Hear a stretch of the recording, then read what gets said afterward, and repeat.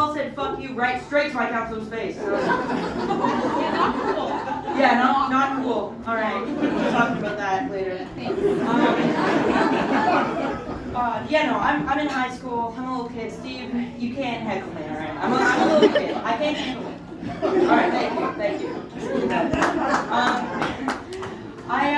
I'm in high school. I love it. It's better than middle school. Middle school was weird. It was like a bunch of kids trying to act cool and like the movie stereotype of high school, and then high school is like a bunch of kids with creepy mustaches. Felix, here's my friend. He's the inspiration for that. I like high school. Sometimes it's like, okay, there's 14-year-olds and there's 18-year-olds. It's like, is that a student or a teacher? I don't know. The way I tell, in my school at least, is if they're like a bit more well-dressed, stuff like that, they're probably a teacher or a counselor. And if they look like they're really high and they don't want to be there, they're probably a teacher or a counselor as well.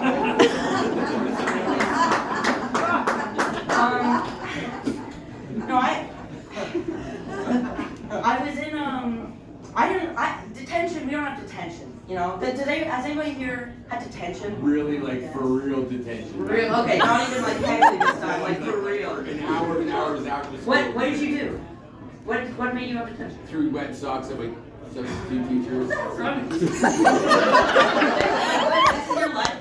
Like you just throw wet socks at your teachers. That's crazy. Alright, well, wow.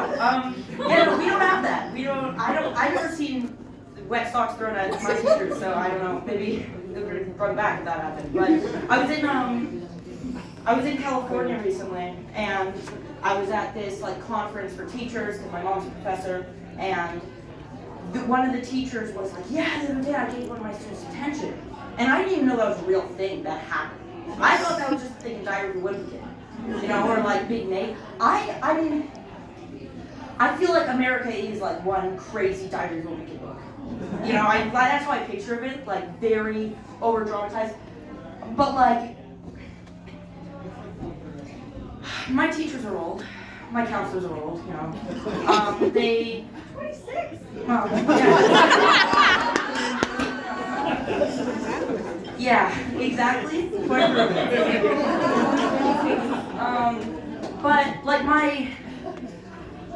was talking to my dad about, I feel like old people are behind things. I was talking to my dad, I was like, oh yeah, I always have to sit down. I can't sit down and write jokes. Like, it just comes to me, and then I have to, like, write down. And he was like, oh, well, why don't you just bring, like, a notepad and pencil around everywhere you go, so then you can just write down. I have a phone. I'm not going to be walking around like it's a little detective from an 80s movie with, like, a little notepad and pencil in my back pocket, like, oh, that was a good one. They're also behind on gender, which is, like, a bad thing, but it can also be a good thing, in the sense that it's really easy for trans people, because it's like, oh, short hair, that's a boy, crop top, that's a girl, short hair, and crop top, that's a gay.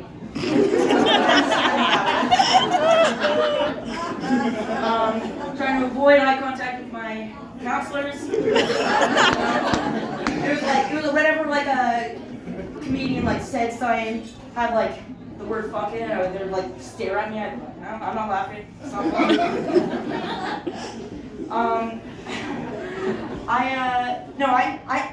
I'm kind of excited to be an old person, like an actual old person, not a 26-year-old old person. I just feel like that'll be fun because, like, you can really mess with people. I was on an elevator. I was going to the 4th floor. And this guy walks in, this really old man with this long white beard, he looked like a wizard, and we were having an elevator talk, and he gets off on the 3rd floor and he's like, hey, be careful up there. I thought he said like a curse on me. I didn't know what to expect, so I was like, why did you say that? And he's like, you never know what can happen.